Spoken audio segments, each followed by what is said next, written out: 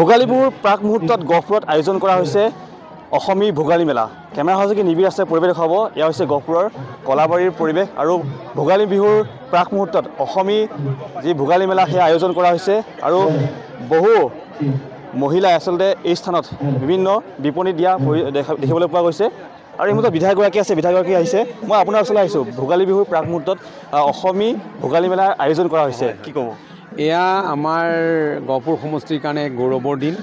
আমাৰ প্ৰত্যেক বছৰে পাতি থাকোঁ, কিন্তু এইবাৰ অলপ অগতানুগতিকভাৱে পাতিব বিচাৰিছোঁ ভোগালী মেলা ভাগ। আমাৰ পূব চৈদাৰ উন্নয়ন খণ্ডৰ অধীনত NRLMৰ যি অসম জীৱিকা অভিযান আছে তেখেতলোকৰ অধীনত আমি আই মাতৃসকলৰ সহযোগত এই ভোগালী মেলা গহপুৰত আমি পাতিবলৈ আৰু আজি কলাবাৰীৰ মাজমজিয়াত আমি পাতিবলৈ চেষ্টা কৰিছোঁ। ইয়াত বিভিন্ন জাতি জনগোষ্ঠীৰ ট্ৰেডিশ্যনেল খাদ্যবিলাক, বিভিন্ন ধৰণৰ আমাৰ যিখিনি অসমীয়াৰ খাদ্য প্ৰকৰণ, আমি ভোগালী বিহুত আমাৰ আচলতে ভোগালী বিহু মানে আমি খাদ্য সামগ্ৰীবিলাকৰ আমি বিভিন্ন ধৰণৰ আলু কচুৰ পৰা ধৰি আমাৰ যিখিনি পুৰণি আমাৰ ৰীতি নীতি পৰম্পৰা আছিল সেই গোটেইখিনি আজি ইয়াতে প্ৰতিফলিত হৈছে। আৰু ইয়াৰ জৰিয়তে এখন মাৰ্কেট আজি ইয়াত গ্ৰ' হৈছে। 3দিনীয়া কাৰ্যসূচীৰে আমাৰ ইয়াত 3দিন নহয় জানো 4দিনীয়া কাৰ্যসূচীৰে এই ভোগালী মেলাখন ইয়াত অনুষ্ঠিত কৰিছে মহিলা আই মাতৃসকলে। মই আপোনালোকৰ জৰিয়তে গহপুৰবাসী ৰাইজক অনুৰোধ জনাব বিচাৰিছোঁ, সকলোৱে এবাৰ আহি আমাৰ মহিলাসকলক উৎসাহ জনাই যাতে ভোগালী মেলাত যাতে সকলোৱে এপাক আহে। ৰাতি ইয়াতে সাংস্কৃতিক অনুষ্ঠানো কৰিছে, ইয়াত কম্পিটিশ্যনৰ ব্যৱস্থা গ্ৰহণ কৰিছে, ইয়াত খাদ্য সামগ্ৰী তৈয়াৰ কৰাৰ কম্পিটিশ্যন হ'ব, পুৰস্কৃত কৰা হ'ব।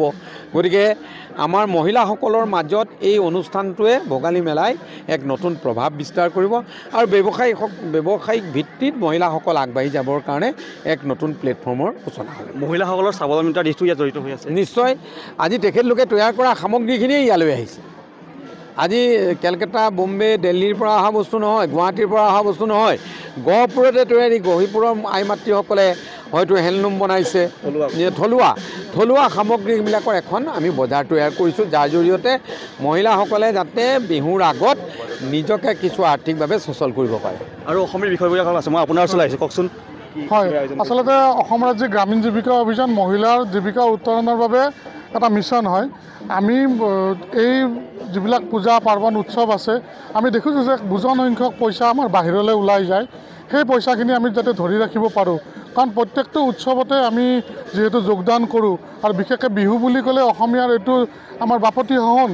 আমাৰ ৰঙালী বিহু আৰু ভোগালী বিহুত আমি আটাইতকৈ ধুমধামকৈ পালোঁ। আৰু এই উৎসৱটোৰ লগত যিখিনি অৰ্থনৈতিক কথা আছে সেইখিনি বুজাবৰ বাবে আৰু মহিলাসকলে যিখিনি উৎপাদিত বস্তু আছে সেইখিনি যাতে বজাৰ এখন পায়, কাৰণ আমি মধ্যভোগীৰ জৰিয়তে আটাইখিনি বস্তু বেলেগলৈকে গুচি যায়। আমি তেওঁলোকক ক্ৰেতা আৰু বিক্ৰেতাৰ মাজত কোনো মধ্যভোগী নোহোৱাকৈ এখন বজাৰ দিছোঁ। তেওঁলোকে নিজে দৰ দাম কৰিব পাৰে আৰু তেওঁলোকে যদি এক্সপিৰিয়েঞ্চ কৰিব পাৰে, অভিজ্ঞতাটো মূল বস্তু। এইবাৰ তেওঁলোকে যিটো শিকিব অহা বছৰলৈকে এইটো ভাল হ'ব। গতিকে আমাৰ চেষ্টাটো হ'ল যে আমি কেনেকৈ মহিলাখিনিৰ সৰ্বাধিক উন্নতি কৰিব পাৰোঁ।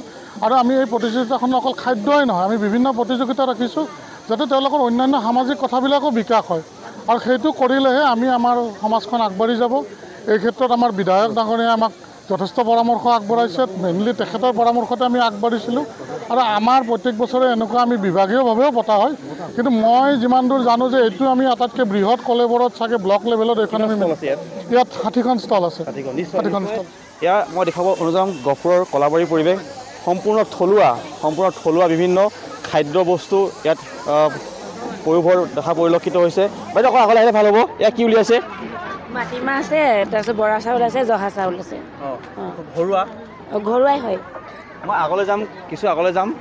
এয়া গহপুৰৰ কলাবাৰীৰ পৰিৱেশ। বাইদেউ আকৌ আগলৈ আহিলে ভাল হ'ব। এয়া কি উলিয়াইছে?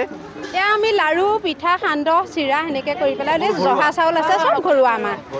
বিক্ৰী হৈছে নাই? বিক্ৰী হৈছে এতিয়া। আৰু আজি প্ৰথম দিন অকণমানটো কম বেছ কিবা এটা হ'বই আৰু। অসমীয়া নৃত্যকে এটা সুন্দৰ পদক্ষেপ, কি ক'ব?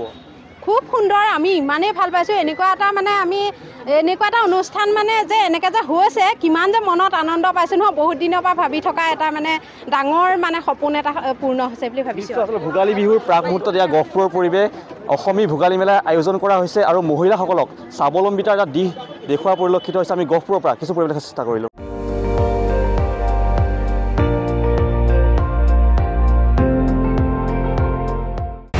আপুনি চাই আছে ND24 সৰ্বশ্ৰেষ্ঠ নহয় সৰ্বোত্তমৰ দৌৰ